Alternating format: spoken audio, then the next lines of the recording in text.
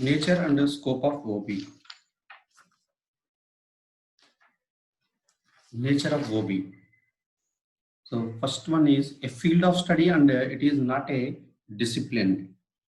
By definition, a discipline is an accepted science that is based on theoretical foundation. But organizational behavior has a multidisciplinary orientation and is not based on a specific theoretical background. Therefore, it is better reasonable to call organizational behavior a separate field of study rather than a discipline only. Second one is interdisciplinary approach. Organizational behavior is essentially an interdisciplinary approach to study human behavior at work, because the maximum of the humans they work at a organization, and they want to go for different disciplinary systems and disciplined boards. So that is the reason we have the approach. It is a interdisciplinary approach, and it tries to integrate the relevant knowledge which drawn from related disciplines psychology, sociology, and anthropology or politics, to make them applicable for studying and analyzing the organizational behavior. And the most important thing is it is an applied science. It is an applied science. The very nature of OB is applied.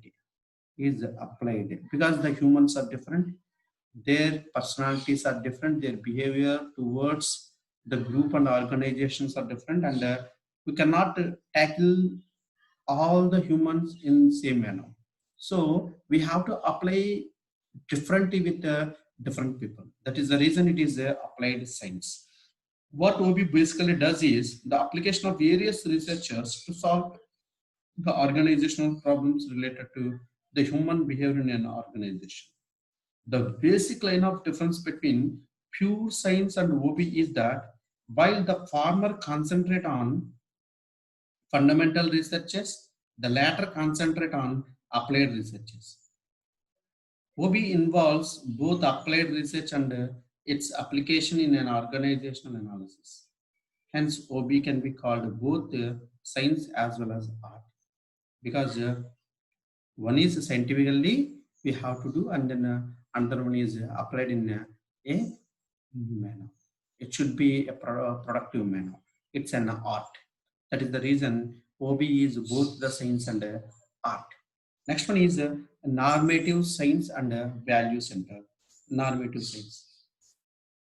While the positive science discusses only cause and effect relationship, OB prescribes how the findings of applied researchers can be applied to socially accepted organizational goals. Socially accepted organizational goals. Thus, OB deals with what is accepted by individuals and society engaged in an organization. Yes, it is not that OB is not a normative at all. In fact, OB is normative, as well as that is well underscored by the proliferation of management theories, because it involves with different theories. So we have humanistic theories, or we have Freudian theories. So every theory you should be applicable in normative science. Next one is humanistic and optimistic. Organizational behavior applies humanistic approach towards the people working in the organization. It deals with the thinking and feelings of human beings. As for example, if you take MNC companies like Wipro, IBM, and Infosys, okay, they are more giving priority for the thinking and feelings of human beings. That is the reason they want to maintain good working environment, to work hazard-free as well as a burden-free environment, to get more benefit or else more productivity from the humans. Here the humans are employees.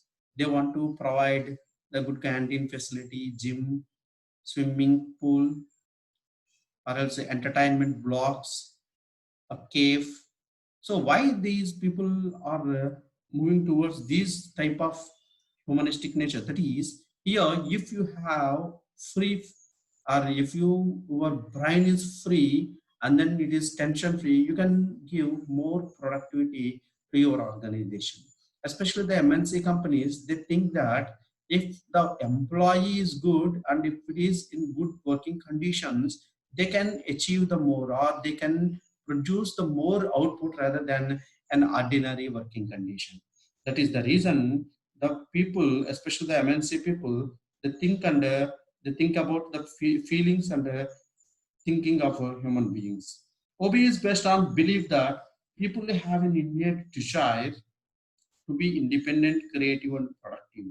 And we know very well employees, they have their own innate desires, and they are always be creative and be independent, so that they can give more valuable outputs, or else they can participate in decision making to move your organization to the next step. It also realizes that people working in the organization can and will actualize this potential if they are given proper conditions and environments. We know very well environment affects performance, or workers working in any organization. So these are very important about the humanistic and optimistic approach. Next one is oriented towards organizational objectives. So every human or employee in the organization, they always move or they are aligned with organizational objective. When you enter into an organization, you feel free from all other your internal objectives, or else your own objectives. Whenever you enter into an organization, you should rely on your organizational objective. So we know very well work-life balance. Here we should have only the work objective. You have to manage the work-life balance. Right. Next one is a total system approach. The system approach is one that integrates all the variables affecting organizational functioning. So this systems approach has been developed by behavioral scientists to analyze the human behavior, especially in view of their socio-psychological frameworks. Socio-psychological frameworks. Here the thing is that every human, they want to get recognition, especially for social frame, especially for society. So they want to expect the promotion or a designation or job enrichment. So every time they have to motivated towards this type of psychological framework. The reason is that they are the part of the society, and every time they want to show themselves they are the best in your organization, and as well as they want to show that they have a social recognition also. So that is the reason the people, they motivate towards the social psychological frameworks. Man's social psychological framework makes man a complex one, and the systems approach tries to study his or her complexity and find a solution to it. The system is always to find out the solutions for the human's behavior. These are all the nature of OB. Next, we go for the scope of OB. Why the scope? Yes, the scope is very important, which covers or which deals with personality, values, ethics, motivation, interpersonal communication, the leadership, change management, cross-cultural management. Yes, we start with personality. What is personality? Personality is the behavior of a particular person at a particular moment or a particular situation. So here, the human development is treated as the personality. The personality. Second one is values. What values? The values which are set up by the human beings. We have to set our own values. So if you trust this is a good or this is a bad, that is our value. That is our value. Next one is ethics. Ethics are what is right and what is wrong. For example, if you take the Ramayana. So when the Rama killed the Bali, every people they tell that it is the wrong, but ethically it is right. Ethically it is right, because in Ramayana the explanation about that particular chapter is about why we follow ethics. What is right? Here the right is to kill that particular Bali only. Here, how manner you kill, that is secondary. Killing that particular Bali is only considerable as the ethic. Next one is motivation. What is motivation? Yes, motivation means you have to improve your subordinates' work or else their particular productive level towards the organization and its objectives. So here a drive which moves you towards the organizational objective. That is called a motivation. So without a drive, we are unable to motivate. Sometimes these drives may be treated as the needs. That is the reason we have a great theory, Abraham Maslow's needs hierarchy theory. For every stage, we have a need and we have need fulfillment. It is the stages about the motivation also. Without motivation, we are unable to fulfill one need, and then we don't want to go for the next need. So motivation is required. You don't want to become a at a entry level. You want to become, or you want to go for the next hierarchical level. You want to increase your job enrichment. You want to get good promotions, good compensation packages. So everything which is possible through a drive. Without drive, there is no motivation to you. Next concept is interpersonal communication. Yes, interpersonal communication. How you communicate and how you respond is come under your behavior. So, for example, if you take communication from your top management to the lower people, it should be from top to bottom. It should be from top to bottom. But here the thing is, some communication is missing in between the flow of communication. Some information may be missed. The reason is that lack of communication skills. So when we miss that particular communication, at the bottom level people, they are unable to motivate or they are unable to reach the proper information, and they cannot produce the expected outcome. It is a failure of communication. That actually happened in communication. That is the reason the companies follow written communication rather than oral communication in most of the cases. So in general communication process, we use sender, encoding, processing, decoding, and receiver. So receiver has to give a feedback to the sender. This is a communication flow. Actually, this is communication process in general. But whereas in organization, we have different types of communication that we discuss in earlier chapters. Next one is the leadership. Yes, what is leadership? Leadership is influencing. Influencing. Who influence?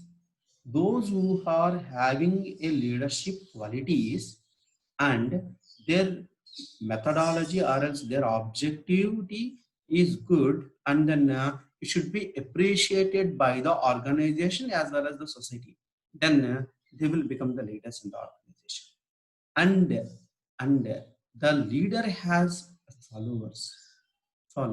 You have a great ideas, you have a great combination of ideas which fulfills both the organization and both the groups and individuals objectives.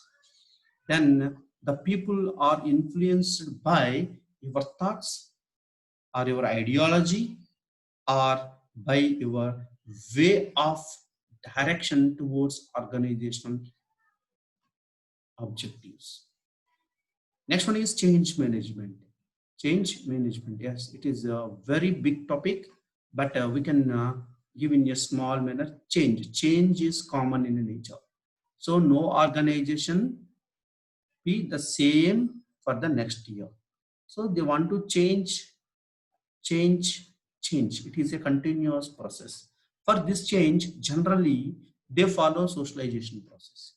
they follow socialization process. And sometimes they use grapevine communication for changing the mindsets of the organizational members also.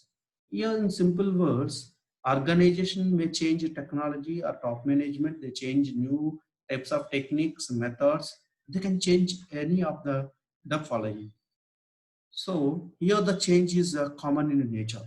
So how you adapt the change as an employee, how you adapt the change is only matters.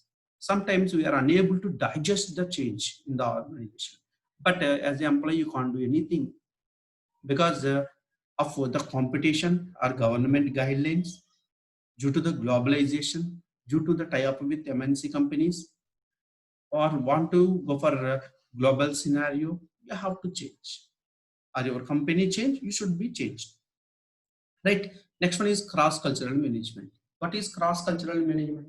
Adaptation of management techniques from other management or other organizations or from any other country's management or organization is generally called as a cross-cultural management. Here the thing is adaptation. In cross-cultural management, we have a value one, that is adaptation. What we adapt, always good should be adapted. Good. What is good? Yes. If it is more useful for the organization, yes, you can adapt it. You can adapt it. It should be more useful for workers as well as the technology upgradement. We can adapt it. So here we have different types of cross-cultural managements. So sometimes our cross culture may be within a short time, all the people they adopted. Sometimes it may take some longer time. So sometimes you need to give directions about what is the importance of cross cultural aspects in the organization. So everything is happening. For example, if you take Tata Group, when Tata tie up with any other organization, first they have a clear information to all the employees about our objectives and they tied up with any organization, their objectives. So they compare with the objectives and then they manage it. How you adapt and at what extent we adapt these particular managerial issues. That they train the employees, they train directions to the all the managerial bodies, and then they go for the tie. Because when you tie up with or when you go for an extent at a large extent, the cross culture is compulsory. Cross cultural management is compulsory. Without cross cultural management, we cannot go for advancement, because due to the change in the business scenario or organizational perspective, you should be changed. Sometimes you have to adapt the other culture, or sometimes they adapt your culture also. That is the reason it is cross-cultural management, right? And thank you very much.